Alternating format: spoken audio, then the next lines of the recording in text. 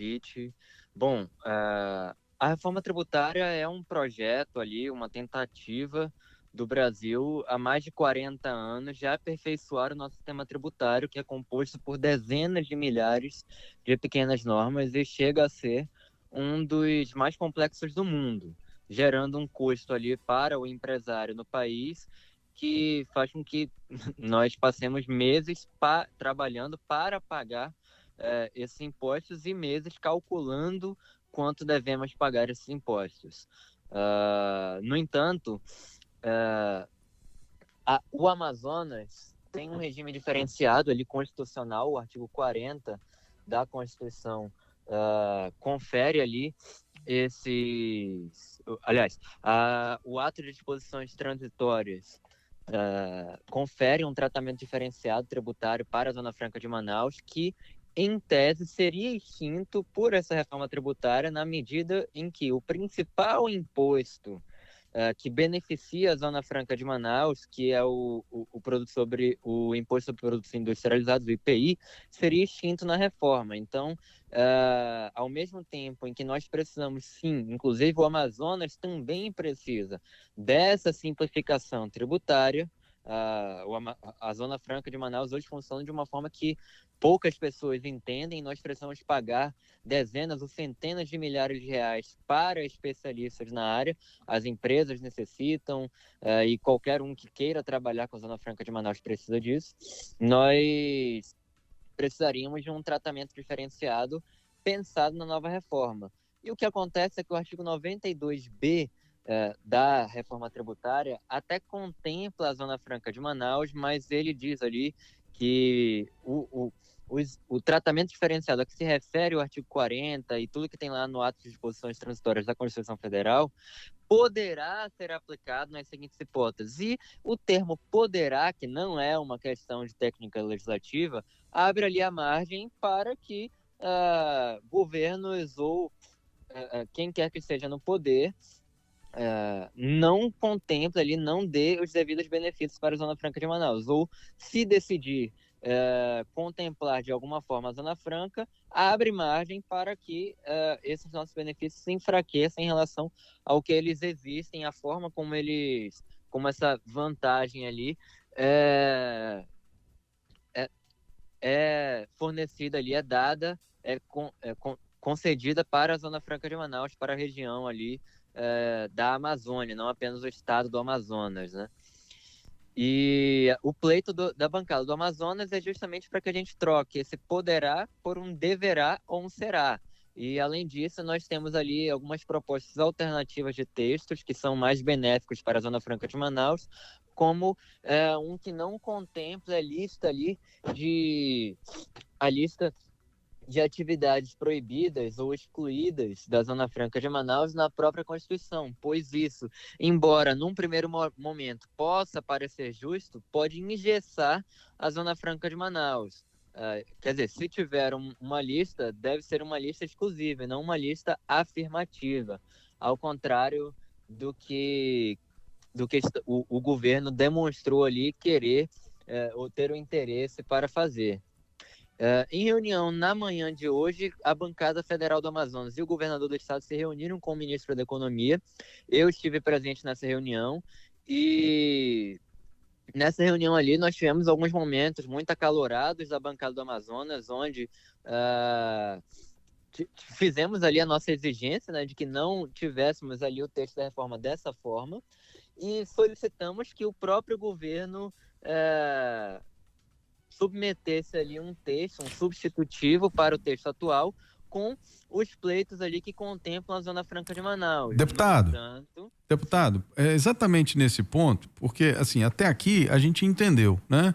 A gente agora está lutando para que um novo texto que tenha essas alterações que garantam, né, ele seja incluído nessa reforma. Bom, aí a gente tem que falar agora do ponto de vista político, que é o que, obviamente, agora vai ser preponderante nesse momento. Primeiro, né, a informação de que o governo federal já liberou 2 bilhões e 100 milhões de reais para emendas, né? Hoje, foi liberado hoje para os deputados, e o Arthur Lirão hoje declarou que será votado em primeiro turno amanhã, né? Então a gente está falando de um espaço curto de tempo, né? E está falando de uma pressão, digamos assim, do governo federal no sentido de que essa reforma, do jeito que está, ela passe. Muito bem. A minha pergunta é exatamente no sentido político. Nessa reunião que foi discutida, a gente viu a coletiva, viu o Haddad se comprometendo ali, de ter boa vontade, foi essa palavra que ele usou, mas na reunião isso ficou claro por parte do governo federal? Há uma boa vontade do governo federal de fazer essas alterações, Álvaro, que a gente está... Eu tenho dúvidas, eu entendo a sua pergunta e a minha análise política é que o governo federal não tem demonstrado a boa vontade que tenta transparecer na prática. É isso. O fato é que o ministro da Economia declarou na coletiva ao lado do governador e junto à bancada do Amazonas que prometeu ali, né, ter boa vontade, entre aspas, para com a Zona Franca de Manaus. Como ele pode ter boa vontade se está liberando ali emendas, pressionando o Congresso Nacional e a Câmara dos Deputados para que aprove o texto da forma como está?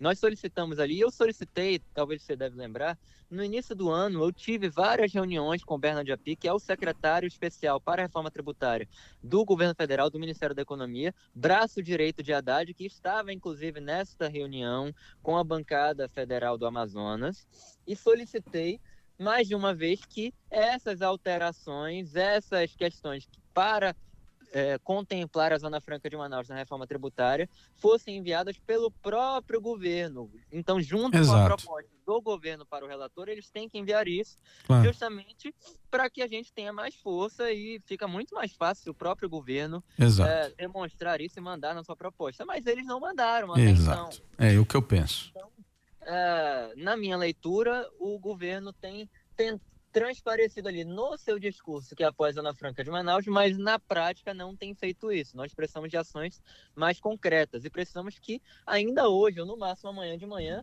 o ministro da Economia e o presidente da República façam essa demonstração.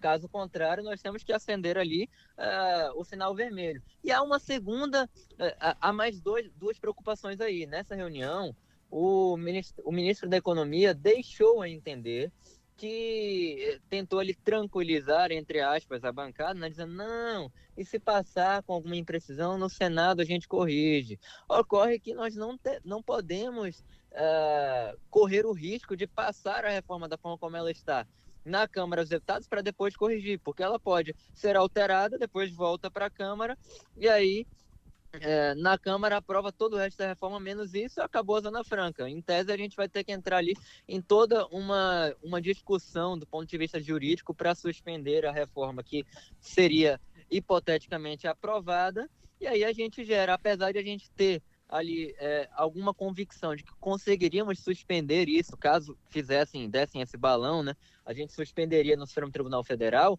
isso gera uma insegurança jurídica que, por si só, já prejudica a Zona Franca de Manaus, e não é o que a gente quer.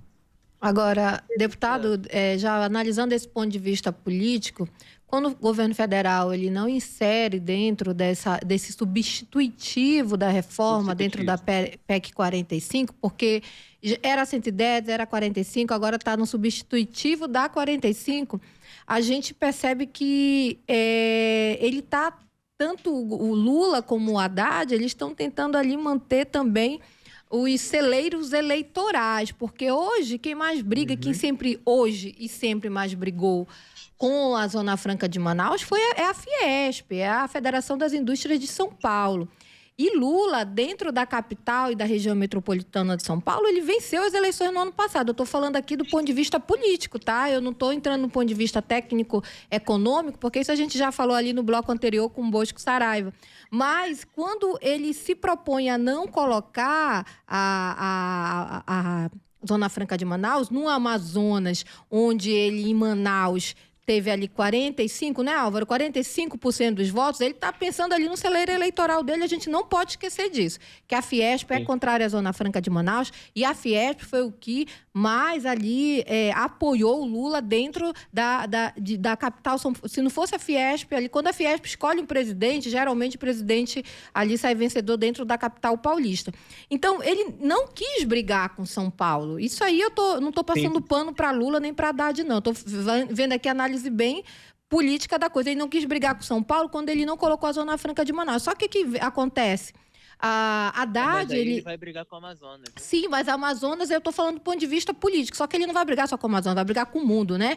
Porque o mundo já vê a Zona Franca de Manaus, embora o BID tenha declarado naquele relatório lá, fatídico relatório de que a Zona Franca de Manaus não influenciava na preservação da floresta. A gente sabe que isso também foi um pedido da Fiesp junto ao Banco Mundial, a gente sabe dos bastidores disso, mas... E que agora estão usando esse relatório para justificar, que agora né? estão usando na Folha, Estadão, estão usando isso como argumento, mas assim... O que acontece? Lula, Haddad, o que eles pensam? Onde eu ganhei? Onde eu tenho o meu maior celeiro? Não é mais Manaus, não é mais o Amazonas. Aí, politicamente, ele pensou em agradar São Paulo. Só que o Haddad pega hoje, fala para Veja, o seguinte...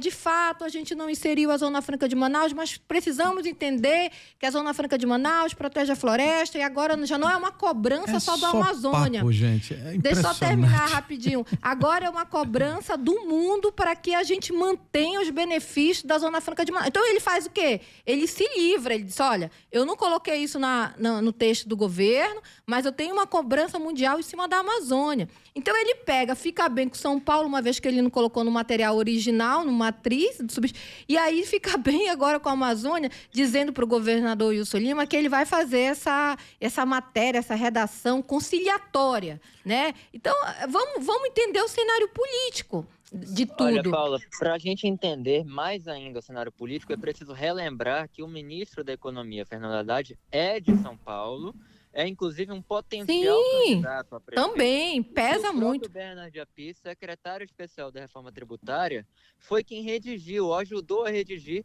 uma das PECs da reforma tributária, salvo engano, a 45. Sim. Então, é natural que ele não queira alterar esse texto que tem esse preciosismo.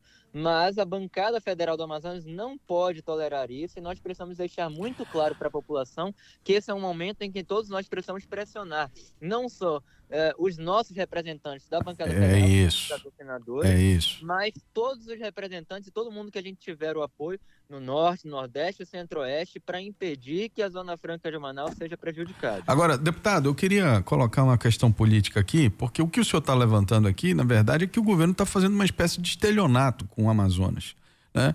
Quer dizer, ele, para a galera, na mídia, né, ele diz que vai fazer algo que vai preservar. Eu nunca vi o Lula dizer que não ia preservar a Zona Franca de Manaus. Em todas as declarações dele, são... enganação, né? Todo mundo já sabia quando...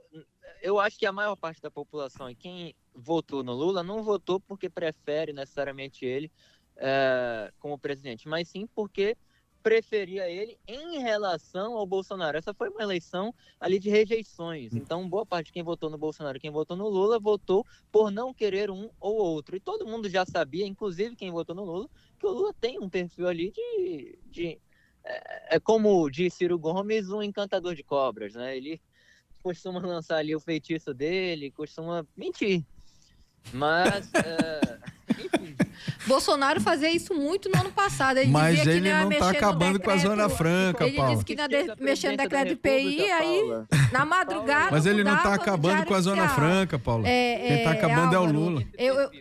A reforma tributária, Álvaro, ela vem desde 2019, na época do governo Bolsonaro, só para lembrar isso. E vem muito antes, mas texto... o substitutivo é do governo atual. E detalhe, tanto a PEC 110 como a 45, elas não contemplavam a Zona Franca como deve contemplar. Então, não foi o Lula que inaugurou esse debate, mas ele prometeu que ia defender. Mas só para você compreender que foi desde Bolsonaro isso. Tá mentindo, tá enganando o povo do Amazonas. A defesa do Amazonas não é um debate de Lula ou de Bolsonaro. Sim, exato. Isso é verdade. Eu, ano passado, inclusive, critiquei a direita e o posicionamento do Bolsonaro no IPI. Só não pode dizer agora que o Lula pode mentir. Pelo contrário. A gente tem que criticar. Eu não estou dizendo que Lula pode mentir. Eu estou dizendo que, de fato, existe todo um cenário político que aí ele... mas isso não justifica. Ele está aí beneficiando São Paulo, porque São Paulo ele teve mais votos. Mas quando ele vai para a mídia e diz o contrário, ele está enganando. Por que ele não diz, olha, eu não posso ir além do que eu tenho capacidade política? Mas deputado, enfim. O que foi que Fernando Haddad falou agora por último para a mídia? O que a gente teve acesso é da promessa dessa matéria conciliatória. Que matéria conciliatória é essa? Pronto. eles não apresentaram o texto. Nós apresentamos o nosso texto, nós apresentamos uma proposta em conjunto, toda a bancada federal do Amazonas e o governo do estado, e eles se comprometeram a analisar, segundo eles, na medida do possível, em tudo que coubesse para se aproximar o máximo possível, segundo eles. Na coletiva, se comprometeram ali publicamente também o próprio ministro a ter, abre aspas, boa vontade. O que acontece é que, na prática, se eles tivessem a intenção de se comprometer com esse texto, na minha opinião e na minha leitura, eles teriam se comprometido e ponto final. E se eles tivessem, de fato, boa vontade, eles não estariam, enquanto governo federal, liberando 2 bilhões de emendas no mesmo dia. E dizendo ali, eles afirmaram para a gente que nem eles tinham, entre aspas, a versão final do texto que o relator ia apresentar. Como que eles não, se eles não têm a versão final desse substitutivo, então como que eles estão liberando 2 bilhões de emendas e pressionando para a aprovação? Deputado, eu queria agradecer a sua presença aqui, a sua opinião. São 6h43. A gente vai continuar acompanhando aí. Amanhã certamente será colocado em votação, né? Mas está muito claro, né, que tem 2 posicionamentos. O governo tentando convencer de que a SUFRAMA está sendo preservada com vários argumentos, mas o outro lado, né, está sendo colocado agora pelo deputado Amon Mandel. Na verdade, não há nada disso, né? O que há são promessas, porque a possibilidade do governo mexer no texto ele já teve e não o fez, né? Então agora vai ficar realmente um pouco mais complexo. Obrigado, deputado. Muito obrigado, Álvaro. Muito obrigado, Paulo. Obrigada. Dizendo que eu torço pelo Amazonas e espero sim que seja cumprida a promessa.